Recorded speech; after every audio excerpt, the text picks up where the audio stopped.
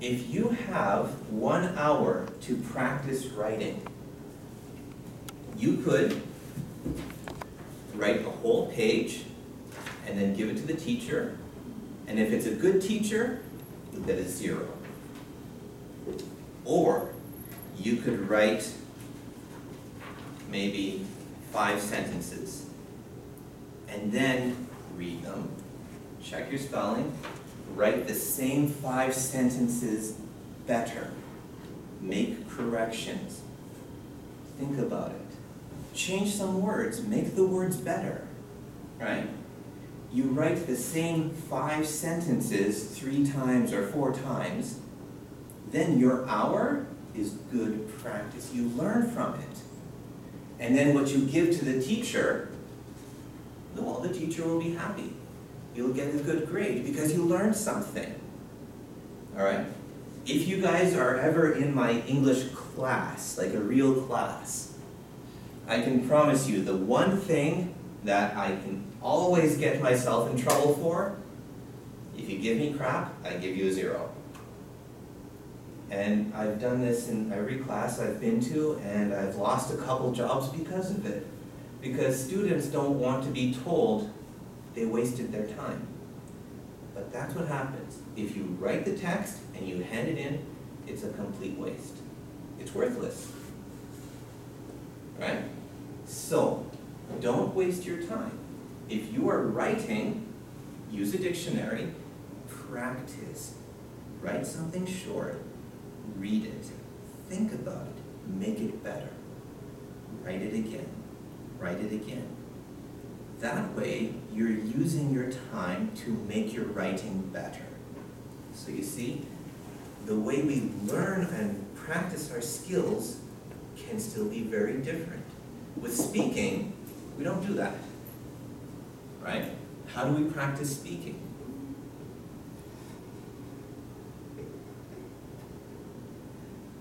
If we practice having the same conversation over and over, right?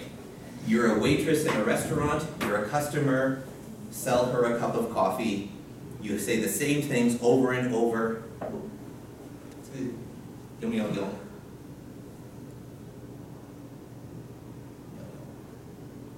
Maybe it will help your pronunciation a little bit, but for speaking practice, no, it's worthless. It does nothing for you, right?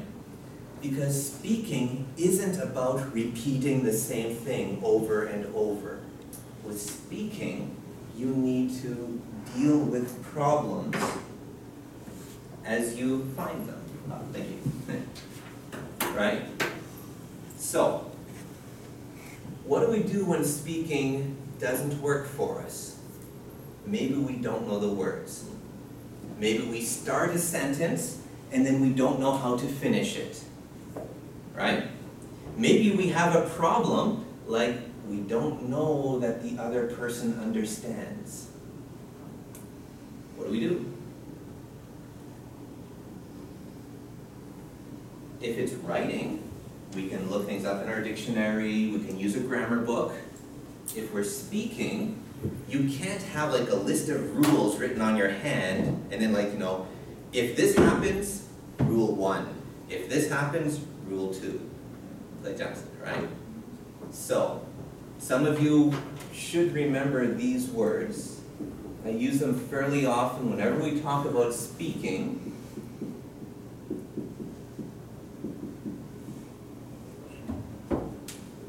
What's a strategy?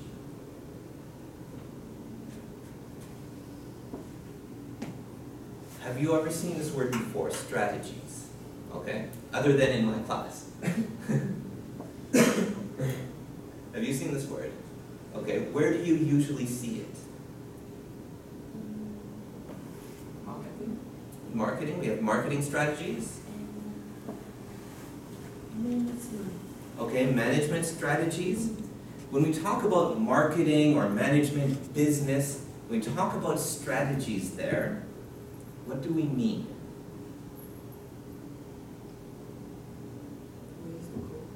Ways to cope, all right? So, what does coping mean? Getting used to something?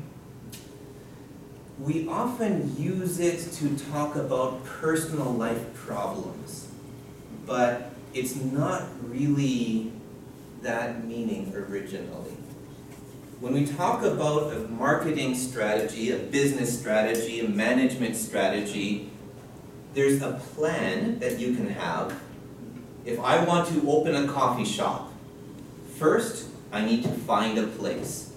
Second, I need to fill it. I need to have, a special thing on the inside. I need to decide what color, stuff like that.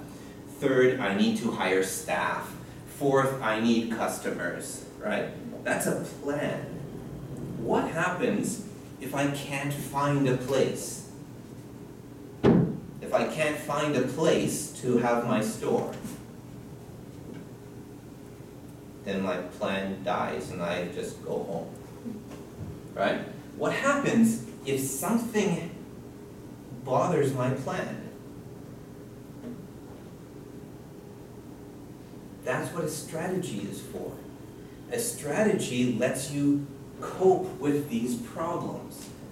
If I have a road, I want to get from here to there, and there's something in my way, there's a problem, right? Not every problem has to be solved. In Chinese, question and problem are the same word, the 问题, right? But not every question needs an answer. I have a choice. Here's a problem, I can turn around and go home, 没有办法, right? Or, if I have a strategy, when I come to that problem, this is what I will try. I have choices. I can go over it, I can go around it, right? I don't have to fix the problem. I can deal with it a different way. So, when you are trying to speak and you don't know the words, doesn't mean that you stop, you look up the word. That would be fixing the problem. We can't always do that. What can we plan to do? If you don't know the words, what do?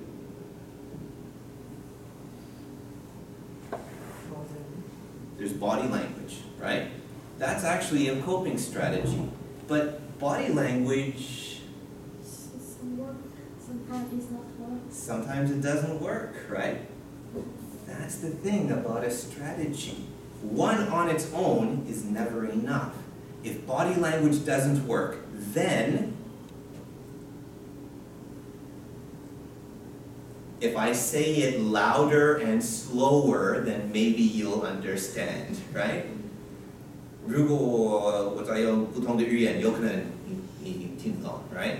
I can use a different language. I can talk about it in a different way, right? One of the most useful words in any language is not. Because if you're describing something, right?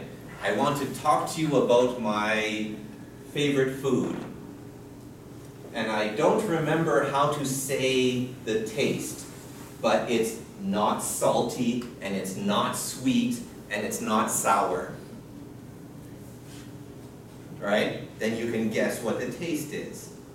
If I forget some kind of meaning, and I can think of the opposite, not is a very good, useful word, right? So, there are strategies like this. What else can we do? If you want to talk about your favorite food, if you have to talk, I'm talking, I pick the topic, you just have to understand. But if you're talking, you get to pick the topic, you pick the words, so You need to make sure people can understand you. yeah. But first you need to make sure that you can say the words, right? So other people need to understand you, but first you need to make sure you can say what you want to say. If we're talking about food, right, nice easy topic, describe your favorite food. So, English class, talking, speaking class. Describe your favorite food. Go ahead, everybody start. Nobody's talking, come on, let's go. Describe your favorite food. Tell me about your favorite food.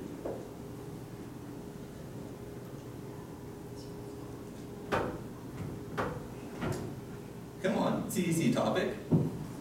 我最爱的食物是，我最爱的台湾的食物是那个臭豆腐。臭豆腐是很特别的，因为是我的学生是好朋友是第一次给我吃的，所以是我觉得是很特别的。Right? I don't need to tell you how it tastes if I don't know how to say it. I can pick the words that I know how to say.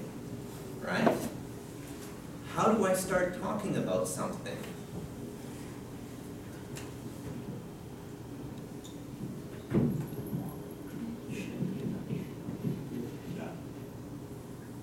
What are the major questions that we ask? We have those 6 question words. What are they?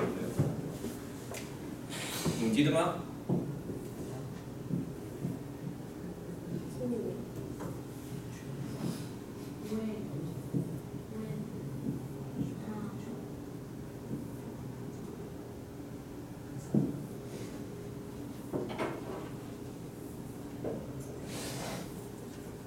？Oh, come on.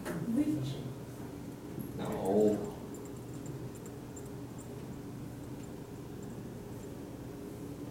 Why? Yeah, why? Okay. Here's the thing. If you can ask 10 questions, how many do you need to answer?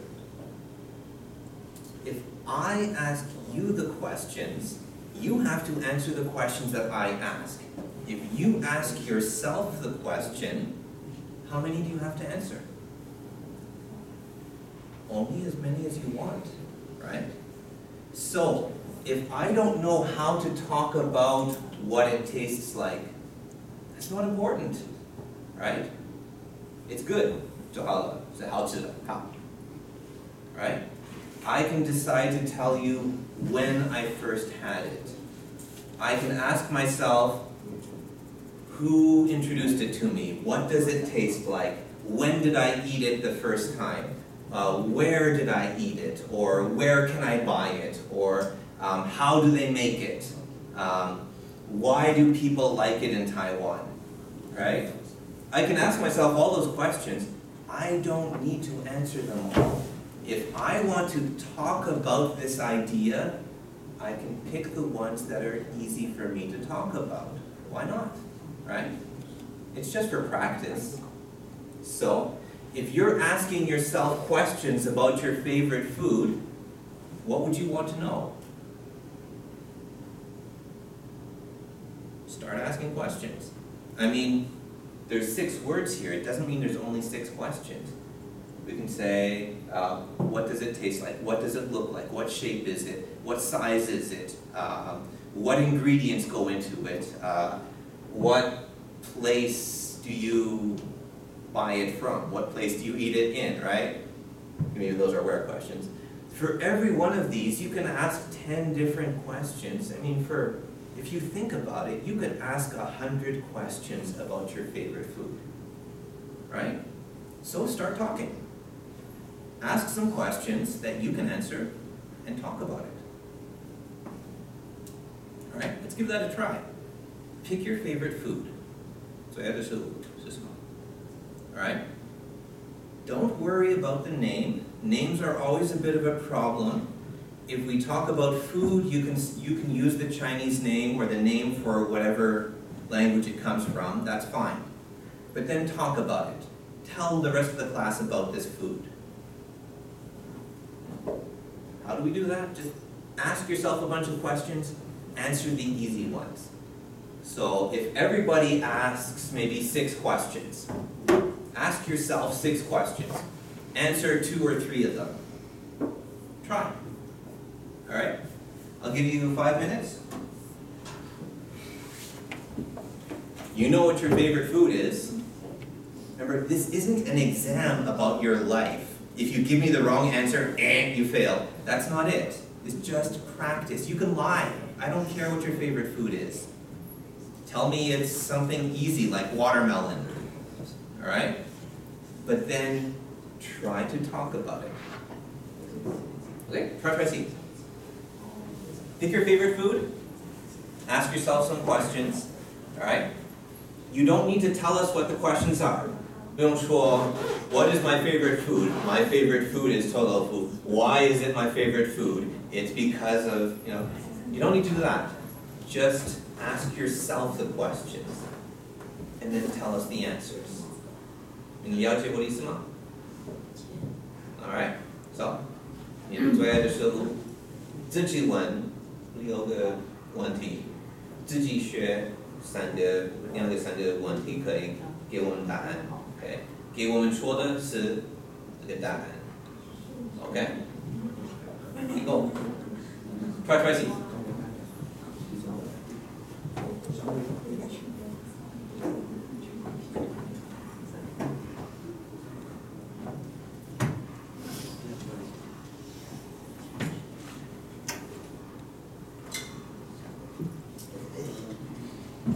If the food topic is too easy, then afterwards we can try something more challenging.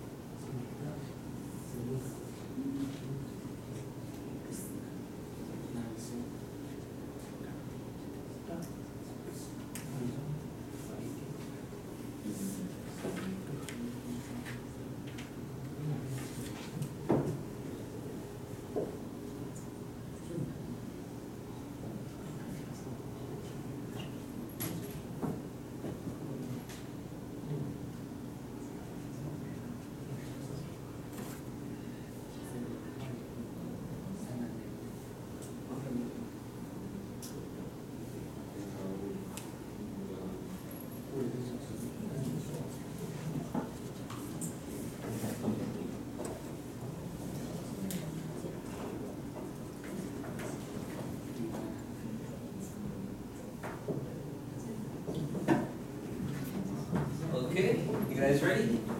About 5 minutes, so. Who wants to go first?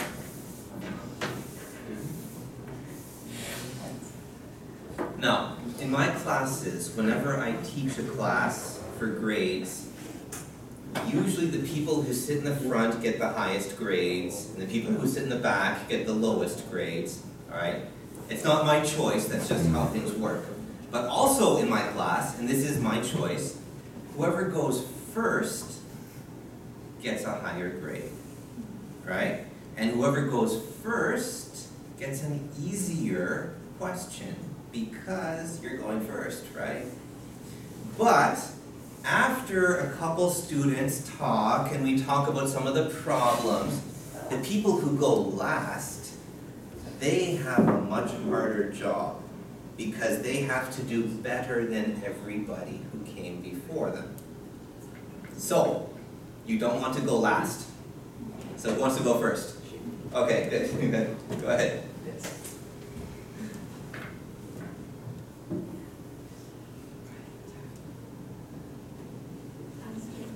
Okay.